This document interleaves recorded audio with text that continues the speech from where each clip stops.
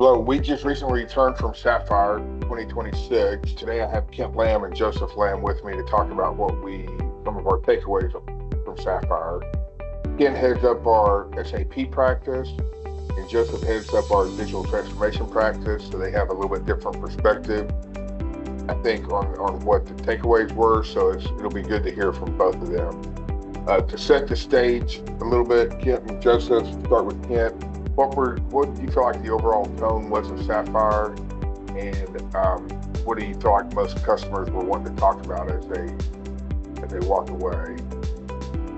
Well, Warren, I really think that what SAP most wanted people to walk away with was that believing that the AI experimentation era is over and the execution era has started. So they want customers and partners to see that SAP is not just a system of record anymore, but it's what they're calling the autonomous enterprise at this point, where AI doesn't just surface insights, it actually coordinates and carries out work across all areas of SAP. Yeah, I thought that this was kind of a return to them talking a little bit more about product and the products that they deliver to their customers, taking a little bit more insight into the products that their customers make, the services that they provide their customers. You know, it wasn't so much anymore theory about what's going to happen. I thought AI was a touch of a theory conversation at Sapphire last year. This was an actual roadmap and a game plan that they were talking about where their customers could be over the next few years. So that was exciting to see. Looking at short term over the next 12 to 18 months, what were some of the announcements and product updates you think will make the most impact on the SAP clients and how they run their landscape?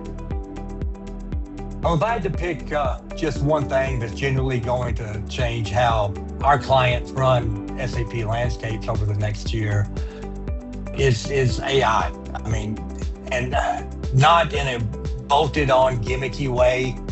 We're talking about AI that's actually woven into how SAP operates on a day to a day. The shift we're seeing is SAP going basically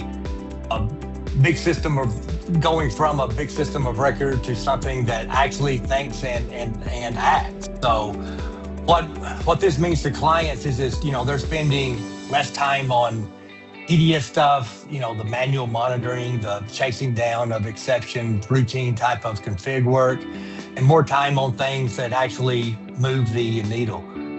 For Titan's clients, I think that's going to show up in faster fixes, fewer fires, and teams that can do more with less without things falling apart from a stability or compliance standpoint.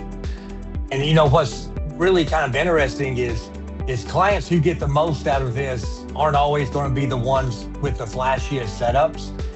They're going to be the ones willing to step back and say, okay, how do we actually want our team working with SAP going forward? I really think that's the conversation we're having with some of our clients now, and it's really one that's pushing the needle, I think. SAP's Joule product and agentic AI were dominated the message this year. What did you actually see new from them on the AI front from what you've seen before, and how close does it sound like it's production ready? Yeah, so a couple things on that.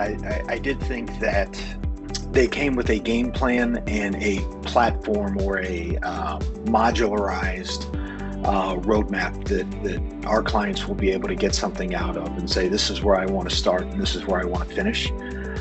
Some of the things that were really cool, the things that you're actually able to build with AI inside of Joule in order to take the actions that they're looking for, whether that's a report on the fly or building a UI to complete some sort of master data management view or something like that. That was really new.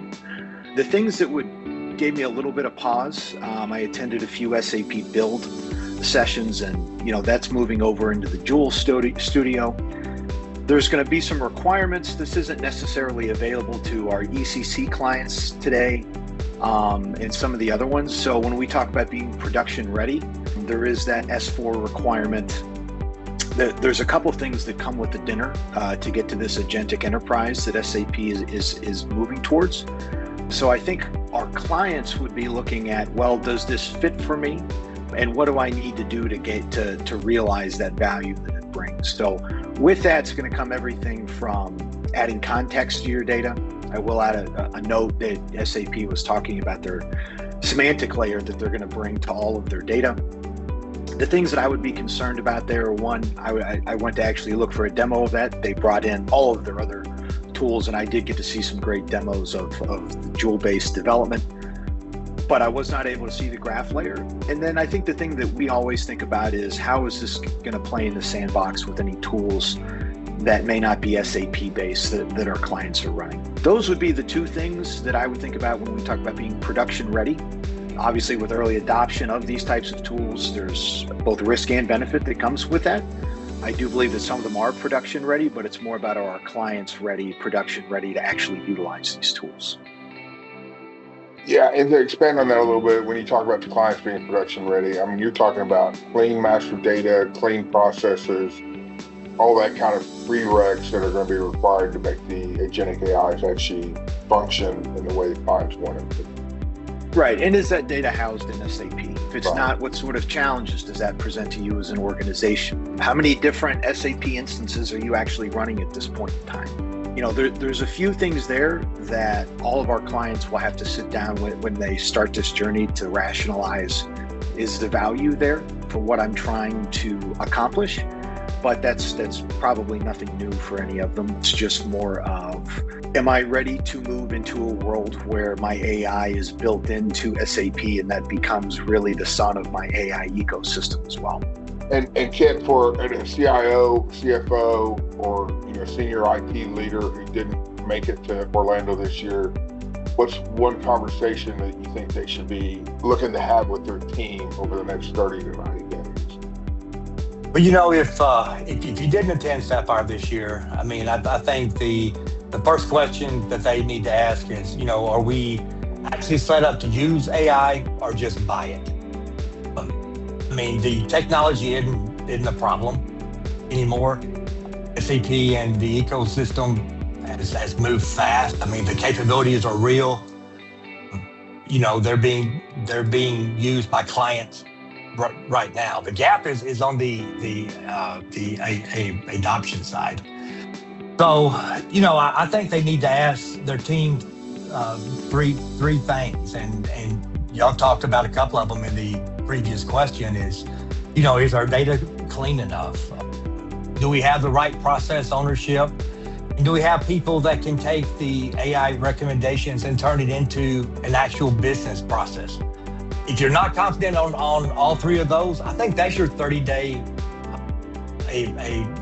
agenda at this point. The companies that come out ahead won't be the ones who have spent the most on this. They'll be the ones who get their house in order the fastest and ready to be able to absorb what is actually coming. Yeah, and a couple other notes. The winners also won't be the ones that are first to do it. It'll be the ones that do it the right way. Correct. And then as a commercial here for SAP, I mean, for those that didn't attend Sapphire this year, I would recommend you go out and watch the first keynote address where they showed some of this and they talked about strategy, because they do have a very clear strategy on this, which was pretty impressive. Joseph, outside the keynotes and the headline announcements, did you get to see any customer story or a conversation with a customer while you were there that stuck with you? Yeah, there were a few. So I did attend a few sessions as well as speak to some people that obviously the message, I would say 90% of the conference was built around AI, and the experience center that we walked around was really geared towards that. I think it wasn't a single conversation that I had, but it was kind of the wide range, both feedback and kind of mentality that people might have about AI and what this might mean for their business. So I'm a believer in the technology, just like any other piece of technology. I think as long as it's enabled and set up correctly, it's going to do great things for a lot of clients. I think that there needs to be a relaxation a little bit around the apprehension of it. These things might seem really, really big. And we have some clients and some people that I talked to at the conference that look at it as this massive journey. If you think about going to the moon, right? You can get really overwhelmed by how many miles away that is and all the things that you have to do in order to get a man on the moon. But if you start breaking it down into really small steps, you realize, oh, we can accomplish these things and receive a lot of other great benefits around it. So when we start talking about improving your data, that's something that we hear from our clients all the time, that they wish they could do that, or they had the time, or they had cleaner data.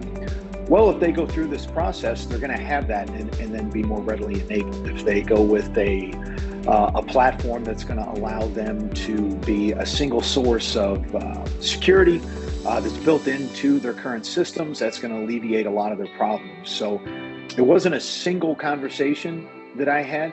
It just really struck me how many people inside different organizations are at different steps and have different perspectives on this journey. So no one's alone. If you feel like you're not ready for it, or it's big, it is big. But the majority of all of our clients have done big things in the past, and I think they're all ready to take this on as well if they can break it down and really evaluate where their organizations are.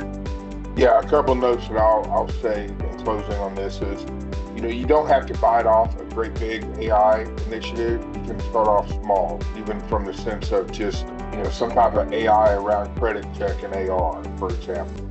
So you can pick small options to go forward. The other thing I would say to clients, and this is what I had a couple clients say to me, is, an AI doesn't fix a bad process that's set up in SAP.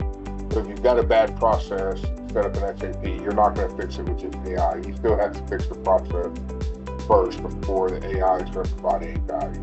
I appreciate the time today. And again, from a commercial perspective, there's lots of good content on Sapphire out there that SAP's published that would be useful for people to go listen to. Appreciate the time today. Thanks. Thank you.